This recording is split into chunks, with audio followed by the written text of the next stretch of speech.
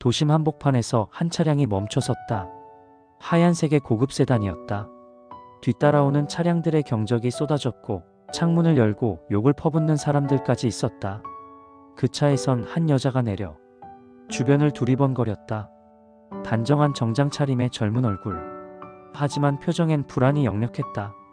그녀는 휴대폰을 들고 급히 통화를 시도했지만 신호만 갈 뿐 연결되지 않았다.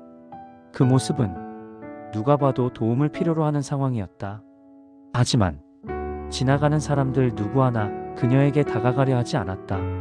다들 바빴고 귀찮아 보였을지도 모른다. 그때 한 청년이 전력으로 뛰어왔다. 수수한 차림, 청바지와 운동화. 그 흔한 가방조차 없이. 그는 숨을 몰아쉬며 말했다. 도와드릴게요. 말이 끝나기도 전에 그는 차 뒤로 가더니 곧장 밀기 시작했다. 비탈진 도로였다. 차는 묵직하게 버텼고 청년의 신발은 아스팔트 위에서 미끄러졌다. 하지만 그는 한치의 망설임도 없이 등허리를 구부린 채 묵묵히 밀었다. 이마엔 땀이 줄줄 흘렀고 티셔츠는 땀으로 젖어갔다. 마침내 차는 도로 옆 갓길로 무사히 옮겨졌다. 여자는 연신 고개를 숙이며 감사 인사를 건넸다. 정말 감사합니다. 어떻게 보답을? 하지만 청년은 손을 내저으며 말했다. 아니요, 누구라도 도왔을 거예요. 그 순간 여자가 조심스레 명함 한 장을 꺼냈다. 혹시라도 나중에 연락드릴 수 있다면요. 청년은 잠시 망설이다가 그냥 예의상 명함을 받아 주머니에 넣었다. 명함을 쳐다보지도 않은 채 그는 고개를 숙여 인사하곤 조용히 자리를 떠났다. 그게 끝인 줄 알았다. 잠깐의 도움, 그걸로 끝날 인연. 청년 역시 그런 생각이었을 거다. 하지만 그 작은 명함 한 장이 곧 그의 인생을 통째로 바꿔놓게 될 줄은 그 누구도 몰랐다.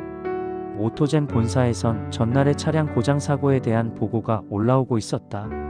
해당 차량은 본사에서 자체 개발 중인 차세대 전기 모델이었고 시운전자는 회사의 내부 직원이었다. 차량은 테스트용이었기에 주행 중 모든 장면이 고화질 블랙박스로 저장되고 있었다. 보안팀과 기술지원실은 매뉴얼에 따라 자동으로 영상을 검토하고 있었고 그 영상 속에서 한 인물이 눈에 띄었다. 젊은 청년 한 명이 갑자기 달려와 고장난 차량을 뒤에서 밀기 시작했던 장면이었다.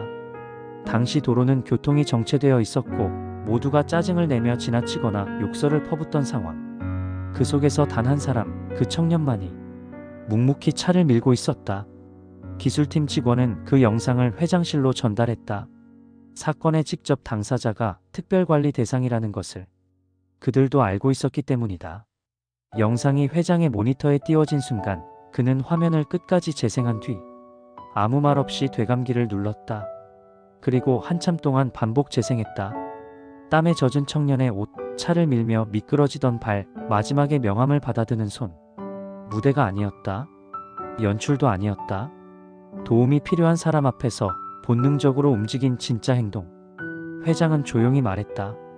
이 청년 직접 한번 만나봐야겠군. 그날 오후 비서실은 조심스럽게 청년에게 전화를 걸었다. 청년의 이름은 김도윤. 서울 외곽의 한 오래된 빌라에 거주하고 있었고 현재는 배달 아르바이트와 물류센터 야간 작업을 병행하는 중이었다. 전화를 받은 도윤은 처음엔 당황했다. 오토젠이요? 회장님이 저를요? 그의 말투는 어색할 만큼 조심스러웠고 아무래도 장난 전화가 아닌가 의심하는 듯했다. 비서는 최대한 정중하게 설명했다. 고장난 차량을 도와주신 영상을 회장님께서 직접 확인하셨습니다. 진심 어린 행동에 깊은 감동을 받으셨고 잠시 얼굴을 뵙고 싶다고 하셨습니다. 잠시 정적이 흘렀다. 도윤은 몇 초간 말이 없었다. 그리고 이내 짧은 한마디만 건넸다. 네, 알겠습니다. 다음 날 아침 오토젠 본사 1층 로비에는 검은 셔츠에 깔끔한 면바지를 입은 청년이 앉아 있었다. 허름한 운동화였지만 정성스럽게 손질한 흔적이 보였다. 그는 약속 시간보다 10분이나 먼저 도착해 있었다. 비서가 다가가자 도윤은 서둘러 일어나 허리를 숙였다. 김도윤 씨 맞으시죠? 안내해드리겠습니다. 엘리베이터 안에서도 도윤은 불필요한 말을 하지 않았다. 그저 눈으로 사방을 둘러보며 조용히 숨을 골랐다. 회장실에 도착했을 때 그는 다시 한번 허리를 숙였다. 초대해 주셔서 감사합니다. 회장은 의자에 앉은 채 도윤을 살폈다. 말수가 적고 시선을 깔고 있지만 어딘지 모르게 진중한 기운이 있었다. 긴 말은 하지 않겠습니다. 회장이 입을 열었다. 어제의 행동 영상으로 직접 봤습니다. 요즘 같은 세상에 대가 없는 선의는 드뭅니다. 도윤은 당황한 듯 고개를 숙였다. 저는 그냥 해야 할 일이라 생각해서. 회장은 미소를 지었다. 그래서 더 마음이 갔습니다. 잠시 정적이 흐른 뒤 회장은 조용히 도윤을 바라보며 물었다. 우리 회사에서 일해볼 생각 있습니까? 그 말에 도윤의 눈이 처음으로 크게 흔들렸다. 그는 얼떨떨한 얼굴로 회장을 바라봤다. 제가요? 기회를 드리고 싶습니다. 회장의 말은 단호했다. 그 진심을 조직에서 어떻게 쓰이는지 한번 보고 싶군요. 그 순간까지도 도윤은 몰랐다. 자신이 도왔던 여자가 그 회사의 회장의 딸이라는 것을. 그리고 그날 밀어준 차가 수천억이 걸린 전략 신차 모델이라는 것도. 일주일 뒤 김도윤은 정식으로 오토젠 본사에 출근하게 되었다. 정식 채용은 아니었다. 특별 실무 인턴십이라는 이름 아래 회장이 직접 내린 결정이었다. 능력은 모르겠다. 하지만 인성은 확실하다. 일을 시켜보고 조직이 알아서 판단하라. 회장의 말 한마디에 인사팀은 빠르게 움직였고 기술지원부 인턴 한 자리가 열렸다. 도윤은 본사 10층 기술지원부에 배치됐다. 신입사원들이 사용하는 자리에 앉았지만 그의 존재는 그 자체로 낯설었다. 저 사람 뭐야? 우리 인턴 공채 아니지 않아? 스펙도 없대. 학력도 그냥 고졸이래. 회장이 추천했다던데 낙하산이네. 시작부터 분위기는 싸늘했다. 도윤은 아무 말 없이 자리에 앉아 배정받은 노트북을 켰다. 사무실 구석에서 누구보다 조용히 움직였다. 첫 업무는 보고서 정리와 데이터 백업. 누구나 기피하는 허드렛일이었지만 도윤은 묵묵히 맡았다. 점심시간 사무실 사람들이 무리 지어나가도 그는 따로 따라 나서지 않았다. 지하 구내식당 구석 조용한 자리에 앉아 혼자 식판을 마주했다. 혼밥이 취미인가봐. 뒤에서 일부러 들리게 내뱉는 말. 회장 라인이면 좀 폼 좀 잡지 왜 저래? 그러나 도윤은 고개를 들지 않았다. 밥 한 숟갈, 국 한 숟갈. 정해진 시간 안에 조용히 먹고 조용히 일어났다. 그러던 어느 날 부서 팀장이 급히 회의 자료를 준비하다 중요한 파일 하나를 날려버렸다.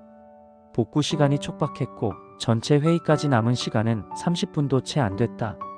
이걸 어쩌지 큰일인데. 당황한 팀장의 모습을 본 도윤은 조심스럽게 다가가 말을 건넸다. 혹시 데이터 백업 해두신 거 있으세요? 안 해. 어딘가엔 있을 텐데. 허둥지둥하는 팀장을 대신해 도윤은 백업 서버를 뒤졌다. 10분도 안 돼. 문서 원본과 회의용 슬라이드를 찾아냈다. 이거 맞죠? 맞아. 이거야. 이걸 어떻게 찾았지? 백업 디렉토리에 날짜별로 자동 분류돼 있어서요. 그 경로만 알면 금방 찾을 수 있어요. 도윤은 그렇게 말하곤 조용히 자기 자리로 돌아갔다. 그날 오후 그 팀장은 처음으로 도윤의 이름을 입에 올렸다. 김도윤 씨 일 잘하네. 그 말이 사무실에 퍼지는데 오래 걸리지 않았다. 이후 몇몇 직원들은 점점 도윤을 다른 시선으로 보기 시작했다. 하지만 여전히 대부분은 그를 경계했다. 배경도 없고 인맥도 없고 그저 회장이 데려온 사람이라는 꼬리표. 그리고 그 와중에 조용히 도윤을 지켜보는 또 다른 눈이 있었다. 1층 로비에서, 엘리베이터 앞에서, 구내식당 입구에서 매번 우연을 가장한 그 시선은 다름 아닌 도윤이 도와줬던 그 여자였다. 그녀는 도윤을 마주칠 때마다 말없이 스쳐 지나갔다. 아직 정체를 밝힐 때가 아니었기 때문이다. 김도윤이 본사에 들어온 지 어느덧 한 달이 흘렀다.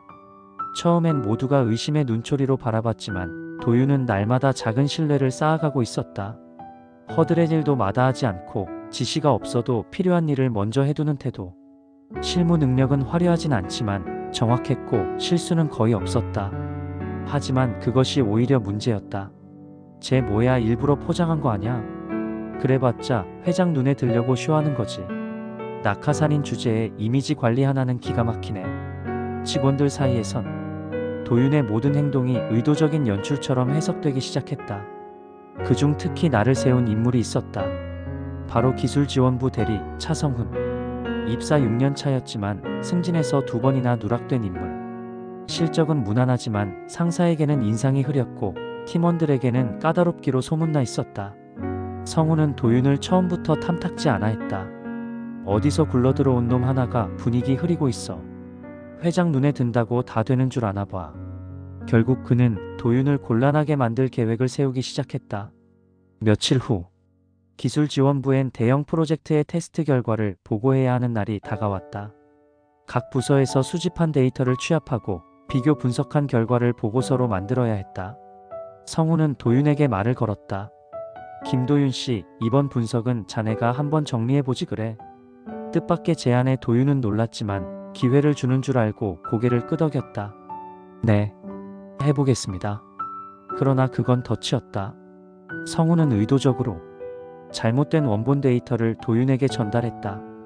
파일명은 그럴듯했지만 내부 수치는 조작된 상태였다. 도윤은 밤새 그 데이터를 바탕으로 성실하게 보고서를 작성했다. 그리고 발표 당일 전체 팀 앞에서 결과를 브리핑했다. 전년도 대비 15% 성능이 저하된 것으로 분석됐습니다. 이는 기존 부품 설계와 온도 변수의 상관성이. 잠깐. 팀장의 말에 도윤의 말이 끊겼다. 지금 뭐라고 했죠? 성능 저하요? 팀장은 즉시 옆자리 과장에게 속삭였다. 우리 테스트 분명 성능 향상된 거였잖아. 이게 무슨... 도윤은 당황했다. 확실하게 검토했다고 믿었던 수치가 모두 틀려 있었던 것이다. 회의장은 술렁이기 시작했고 성훈은 조용히 고개를 돌려 의미심장한 미소를 지었다. 아, 죄송합니다. 제가 데이터를 다시... 이런 실수는 처음입니다. 팀장은 냉정하게 말을 자르며 말했다. 김도윤 씨, 오늘 회의는 여기까지 하죠. 데이터의 출처부터 다시 확인하세요. 회의가 끝나자 모두가 도윤을 지나치며 수군거렸다. 결국 한계가 보이네. 괜히 띄워줬다. 쟤 이제 끝났다. 사무실 복도에서 도윤은 고개를 떨군 채 서 있었다.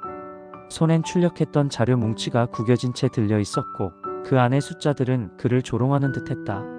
그러나 누군가 그 모습을 조용히 지켜보고 있었다. 엘리베이터 앞, 사무실 유리창 너머. 그녀는 말없이 입술을 꼭 다물었다. 자신의 인연을 도운 사람이 지금 조작된 정보로 몰락하는 걸 지켜보는 일이 얼마나 괴로운지. 그녀는 아직 정체를 드러내지 않았지만 더는 가만히 있을 수 없었다. 김도윤은 그날 이후 회사에서 거의 투명인간처럼 지냈다. 실수 한 번으로 분위기는 싸늘해졌고 그를 마주하는 사람들의 눈빛은 동정도 신뢰도 아니었다. 단순한 회의감과 불편함. 그러나 도윤은 그 어떤 핑계도 되지 않았다. 책상에 앉아 묵묵히 일했고 오히려 아무도 시키지 않은 백업 기록을 하나하나 다시 확인해 나갔다. 그리고 거기서 기이한 점을 발견했다. 문제가 됐던 그 데이터 파일. 자신이 받기 전 하루 먼저 수정한 사람이 있었다. 차성훈. 같은 부서의 대리이자 그를 처음부터 못마땅하게 여겼던 사람. 도윤은 아무 말 없이 파일을 덮었다. 그리고 숨을 깊이 쉬었다. 같은 시간 본사 최상층 회장실 앞. 그녀가 문을 두드렸다. 아버지는 안에 있었다. 아빠. 응, 무슨 일 있니? 그녀는 잠시 주저하다가 조용히 말했다. 도윤 씨 그 사람이요. 요즘 회사에서 많이 힘든가 봐요. 회장은 고개를 돌려 딸을 바라봤다. 무슨 일 있었니? 그녀는 천천히 그러나 단호하게 말했다. 회의 때 틀린 보고서를 냈다고 해서 사람들 다 돌아섰어. 근데 그 파일 일부러 조작된 거였어. 다 뒤집어 씌워진 거야. 회장은 눈을 지그시 감았다. 딸은 말을 이었다. 그 사람 자기 실수 아니란 걸 알고도 누구 탓 한마디도 안 해. 혼자 다 감당하면서 묵묵히 다시 데이터 들여다보고 있어. 그래서 넌 어떻게 하고 싶은데? 지켜보고 싶어. 그 사람이 어떤 사람인지 그거 한번 보여줄 기회를 주고 싶어. 회장은 잠시 말이 없었다. 그리고 미소도 짓지 않은 채 조용히 말했다. 내가 그렇게까지 말하면 나도 믿어야지. 그날 오후 기술지원부 회의실로 갑작스럽게 내부 감사팀이 들어왔다. 보안 점검입니다. 최근 분석 자료 중 조작 정황이 확인돼 로그 기록을 조사합니다. 사람들은 술렁였고 차성우는 의자에 앉아 태연하게 팔짱을 꼈다. 그러나 곧 화면에 띄워진 편집 로그. 파일 수정자는 S. 자, 시간은 도윤에게 파일을 넘기기 하루 전. 이건 오해가 있었던 것 같은데요. 성훈이 급히 해명하려 했지만 감사팀은 차갑게 선을 그었다. 수치 변경 시점, 내용, 비교 분석 결과까지. 조작 의도는 분명합니다. 도윤은 말없이 그 자리에 서 있었다. 입술을 꾹 다문 채 자신의 억울함을 대신해주는 그 말들만 듣고 있었다. 그리고 그 순간 회의실 문이 다시 열렸다. 구두 소리, 정장 차림, 긴 머리를 단정히 묶은 그녀가 들어왔다. 모두가 자리에서 일어섰다. 이사님. 그녀는 한 걸음 한 걸음 도윤 쪽으로 다가와 섰다. 잠시 눈을 마주치곤 부드럽게 고개를 끄덕였다. 김도윤 씨, 본사 테스트팀으로 자리를 옮기세요. 거기서 다시 시작하죠. 그 말은 명령도 아니고 시혜도 아니었다. 그저 당신을 믿겠다는 조용한 선언이었다. 기술지원부를 떠나는 날 김도윤의 책상 위엔 아무것도 없었다. 개인 사물함엔 컵 하나, 메모지 몇 장. 딱히 쌓아둔 것도 남길 것도 없었다. 하지만 그의 뒤편에서 누군가 조용히 말했다. 도윤 씨 미안했어요. 그때 다들 오해했어요. 그는 웃지 않았다. 다만 고개를 한번 끄덕였을 뿐. 괜찮습니다. 그 한마디로 모든 걸 정리하듯 그는 자리에서 일어났다. 새로운 부서는 오토젠 본사의 핵심 중 하나인 테스트 개발실이었다. 설계부터 시운전, 오류 분석까지 실제 차량 성능에 직접 연결되는 팀이었다. 그곳은 분위기부터 달랐다. 잡담은 없었고 회의는 짧지만 밀도 있었으며 실수는 용납되지 않았다. 처음 며칠은 누구도 도윤에게 말을 걸지 않았다. 마치 존재 자체가 테스트 대상인 것처럼 조용히 관찰당하는 느낌이었다. 하지만 도윤은 그전과 다르지 않았다. 부탁하지 않아도 차량 로그를 정리했고 기록이 누락된 테스트 구간은 다시 분석했다. 밤늦게까지 혼자 시뮬레이션을 돌리고 있는 그를 누군가는 창밖에서 바라보기도 했다. 그러던 어느 날 시연 차량에서 예기치 못한 오류가 발생했다. 주행 중 시동이 멈췄고 원인 불명의 전력 리셋 현상이 발생했던 것. 문제 구간, 센서 로그 다시 확인해봐. 분석만으론 원인 안 나와요. 이건 하드웨어 설계 자체에서 버그 난 거 아닐까? 모두가 각자의 의견을 쏟아낼 때 도윤은 조용히 한 문서를 꺼냈다. 이 부분 전력 공급 시간보다 전후 0.7초 구간에서 데이터 간섭 흔적이 있어요. 뭐라고? 기존 로직상으론 발생할 수 없는 신호인데 해당 시간대에만 압력 변동이 발생했고 이건 센서 결함보다 전원 분배 제어 쪽 문제일 가능성이 큽니다. 순간 회의실 안이 조용해졌다. 그 말은 설계부터 다시 뜯어봐야 할 수도 있다는 뜻이었다. 근거 있어? 팀장이 묻자 도윤은 분석 그래프를 띄웠다. 이 부분 실제로 2번 발생했고요. 그 다음 테스트에선 같은 시간대에서 같은 현상이 또 있었습니다. 팀장은 모니터를 뚫어지게 바라보더니 조용히 말했다. 좋아. 내가 맡아봐. 며칠 뒤 그의 분석은 정확했음이 입증됐다. 테스트용 컨트롤러 내에서 일시적 분배 오류가 발생하던 것을 가장 먼저 포착한 사람은 김도윤이었다. 그날 오후 사무실에서 나오는 도윤을 로비에서 한 여성이 기다리고 있었다. 그녀였다. 그날 차가 멈췄던 도로에서 처음 만났던 그녀는 미소 지었다. 잘하고 있네요. 도윤은 순간 놀랐지만 이내 고개를 숙이며 말했다. 이사님께 누가 될까봐 걱정했습니다. 그녀는 웃으며 고개를 저었다. 그날 도와준 게 누군데요? 제가 오히려 더 감사해야죠. 둘은 잠시 말이 없었다. 그리고 그녀가 조용히 입을 열었다. 도윤 씨 혹시 지금 하고 있는 일이 재미있다고 느껴진 적 있어요? 도윤은 고개를 숙인 채 대답했다. 네. 요즘 처음으로 그 생각이 들었어요. 제가 뭔가에 도움이 되고 있다는 생각이요. 그녀는 미소를 지으며 고개를 끄덕였다. 그 말 한마디면 충분했다. 어떤 배경도 신분도 중요치 않았다. 그는 스스로 자리를 만들어가고 있었고 그것이야말로 회장실이 아닌 현장에서 인정받는 진짜 증거였다. 오토젠 본사 로비, 비가 추적추적 내리던 저녁이었다.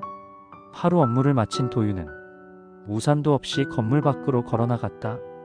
경비실역 작은 벤치에 가방을 내려놓고 그는 아무 말 없이 비를 맞았다. 그 장면을 로비 안에서 바라보던 한 사람. 그녀는 망설이다가 결국 우산을 들고 밖으로 나섰다. 이러다 감기 걸려요. 도윤은 놀란 듯 고개를 들었다. 그녀는 그 옆에 조용히 서서 우산을 씌워주었다. 괜찮습니다.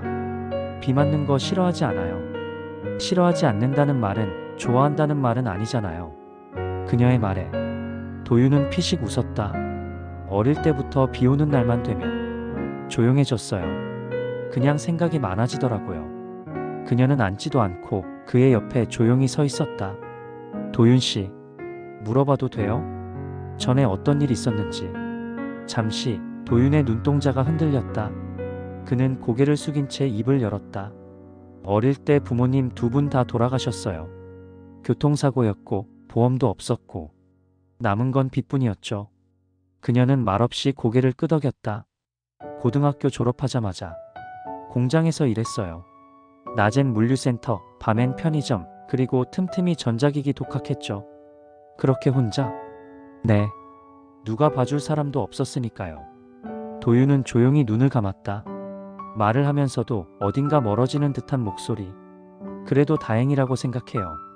이렇게 살아서 지금 이 자리에 와 있으니까요. 그녀는 말없이 도윤을 바라봤다. 그리고 조심스럽게 묻는다. 근데 그렇게 살아오면 사람들한테 벽이 생기지 않아요? 누가 손 내밀어도 먼저 밀어내게 되지 않아요? 도윤은 그제야 그녀를 정면으로 바라봤다. 그의 눈은 차분했지만 깊었다. 그리고 상처투성이었다. 그래서 그날 그 고장난 차를 그냥 지나치지 못했나 봐요. 어릴 때 도움받았던 기억이 딱 한 번 있거든요. 그게 얼마나 큰 위로였는지 알아서요. 그녀는 순간 숨을 삼켰다. 그 말에 알 수 없는 울림이 있었다. 도윤은 천천히 일어섰다. 그리고 말했다. 근데 지금은 누가 손 내밀어주면 잡아볼 수 있을 것 같아요. 그녀는 말없이 우산을 더 가까이 당겼다. 두 사람은 작은 우산 아래 말없이 비를 맞으며 걸었다. 서로의 그림자가 조금씩 가까워지고 있었다. 며칠 뒤 오토젠 본사에는 작은 소동이 벌어졌다. 사내 전자게시판에 올라온 뉴스 기사 하나. 오토젠 회장 후계 구도 윤곽 외동딸 수연 이사 차세대 전략 부문 이끌어 라는 제목과 함께 여성 한 명의 사진이 큼지막하게 실려 있었다. 사진 속 인물 바로 김도윤이 한 달 넘게 함께 일한 그 이사님이었다. 그녀가 회장의 딸이었다. 도윤은 그날 게시판 앞에 한참을 서 있었다. 놀람도 실망도 분노도 아니었다. 그저 머릿속에서 퍼즐 조각들이 하나씩 맞춰지는 기분이었다. 그래서 다들 그렇게 조심스러웠던 거구나. 그래서 처음부터 나를 지켜보고 있었던 거였구나. 하지만 그 순간에도 가장 강하게 떠오른 감정은 감사였다. 그녀가 자신의 과거를 듣고도 표정 하나 바꾸지 않았던 그 순간, 그 모든 게 연기였다면 이렇게 무너졌을지도 모른다. 하지만 진심이었다. 그는 확신할 수 있었다.